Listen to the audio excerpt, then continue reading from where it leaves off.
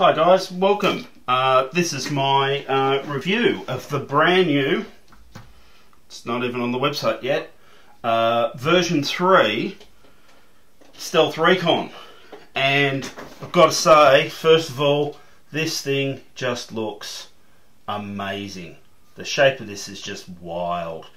But hidden inside the shape is a lot of cool new features. Quentin's really gone out of his world, out of his mind, thinking of things on this airframe. There is almost nothing on this that is here for no reason. It's just great, mildly. Starting with the obvious, it just looks great. But there are some very cool new features. He's now going to this round section at the end of the extended tail, and there's a different mount method where the tail actually attaches to the frame. It doesn't actually go into a boom block anymore, and in fact there is no rear boom block on this frame allowed for. Okay, so you've just got some of the three frame pins between it, but what it means is that you can decide yourself how you want to mount the tail up. You can have it within the main frame, you can have it outside the main frame. I've done it here so that the top plate's on top of the main frame and the bottom plate's on top of the main frame, so it's sort of stepped up, if you like. It's a bit hard to see in the video, but the main reason for this curved section, really well protected GPS. The actual GPS module sits well and truly within the carbon, so any random bumps and stuff, the carbon's going to take the hit, not your GPS sensor. Plenty of room inside the tail for electronics and stuff. I've actually seen the video transmitter sitting back here with the video antenna coming out the back. Really nice bit of some nice changes to the tail, and it also looks like it's part of the frame. It works into the shape. The next thing you notice that's a bit obvious is these wings on the frame. They don't just look good. The intention is that they are actually dedicated ESC mounts. You've got one here in this square section, you've got another here, and basically the idea is to get the ESCs outside all the mess and out into some nice cool air, and there's plenty of holes around the ESCs in both the top and the bottom plate to let plenty of airflow around the ESCs, so the Speedy should run a lot cooler in this frame.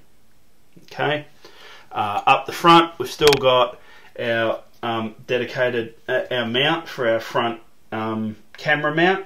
The kit I got included, I haven't fitted it yet, the new 8-ball Jello Killer.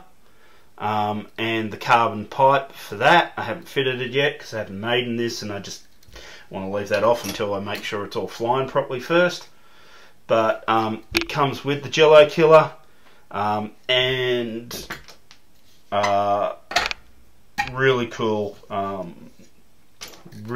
of gear, the Jello Killer. I got to try it out on the weekend with a before and after video test, and if you haven't already got a Jello Killer, get yourself the 8-ball Jello Killer. It's a must-have. Alright, so other cool things. This was part of a design idea, but I really love the look of this. I'm actually going to adapt this for my other airframes somehow. But it's got a two-piece top plate, which we haven't had on a Reconn or any of the smaller quads or smaller airframes before.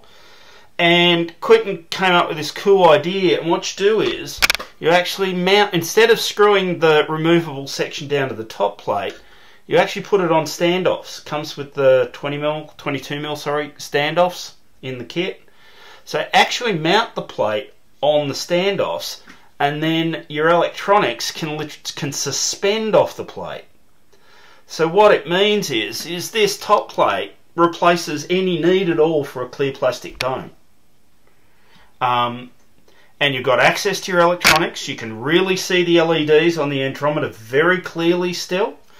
It's all protected. It's all within, everything now is within carbon. So really great idea. And as I said, I'm going to be trying to mod this to work on the rest of my airframes. I'm actually going to go spend some time and actually do some rebuilding to elevate the removable centre rather than attach the removable centre. It's just so neat doing it that way. Okay, there are a few other cool features on this airframe that aren't apparent, and it just shows how much thinking's gone into it. On the base plate, it looks like there's all these random holes just scattered around, and okay, you know, they are reducing the weight of the carbon plate, but all these holes here, the smaller ones, the Jello Killer rubbers mounts fit into.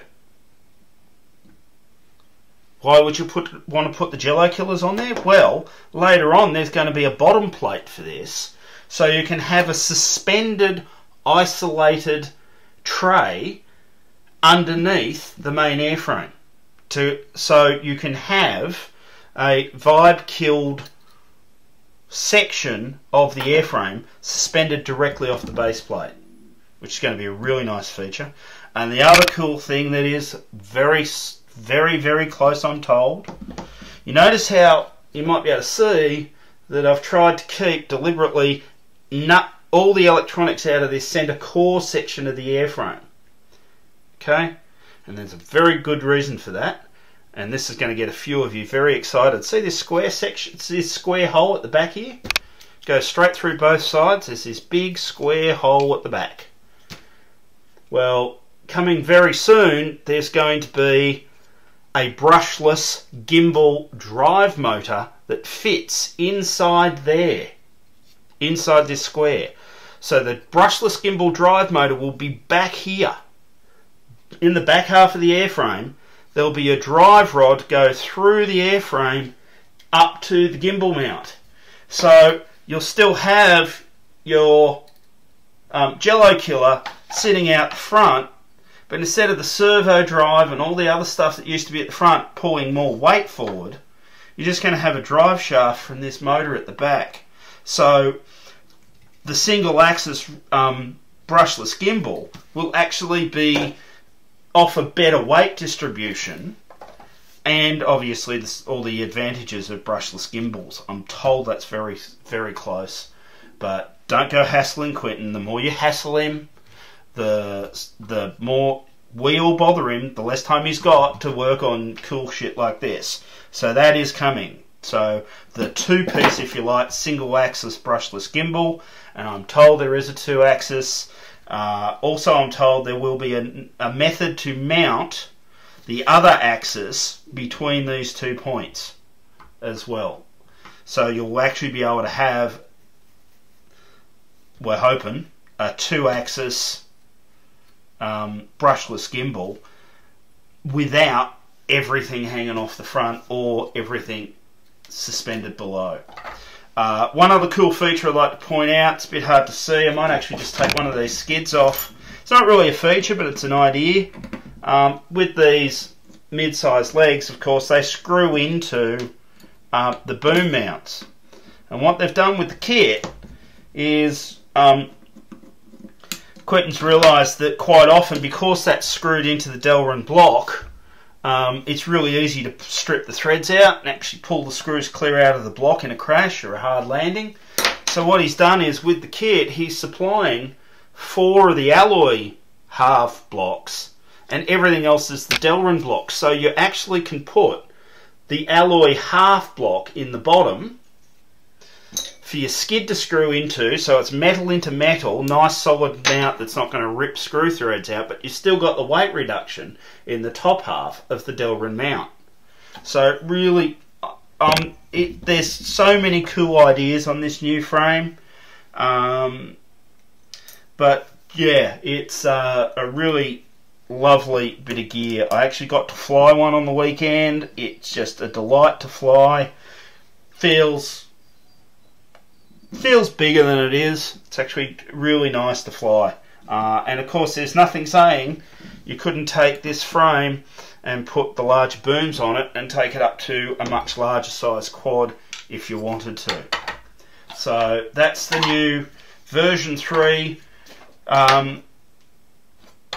Scarab Carbon Reconn.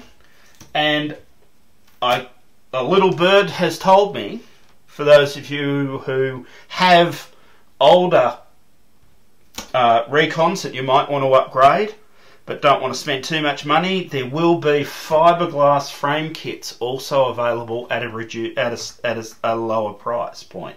So you will be able to buy, if you're a bit tight but you want to go up to the new shape with all the new features, you'll be able to grab a set of G10 frames in the near future and do your upgrade. So yeah, I'm really happy with this. I've just got to finish the build off, and I'm going to do a flight video with it. So hang on for that. That might be a day or two, but I thought I'd just, now that I've got the build finish, I'd just get the review video up for you guys who are familiar with the product to have a look at it, and then I'll be posting up the build videos so you can see how it all goes together shortly after that. I've got to just say to Quentin again, great work on this. It's really, he's really put a lot of thought into it, and I think it's all very much worthwhile. Anyway, thanks for watching, guys. Catch you online. Bye.